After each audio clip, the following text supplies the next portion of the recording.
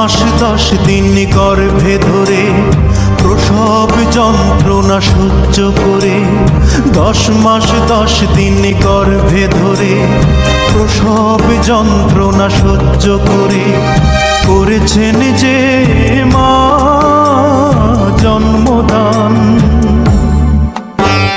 ঘুম পাড়ানি গান শুনিয়ে বুকের রক্ত দুধ বানিয়ে, ঘুম পাড়ানি গান শুনিয়ে বুকের রক্ত দুধ বানিয়ে করিয়েছেন যে মা দুগ্ধ পান।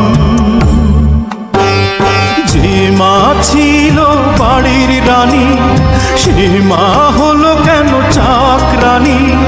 কোন পাষণ্ড করেছে কাজ, হায় আমি কি দেখছি আজ।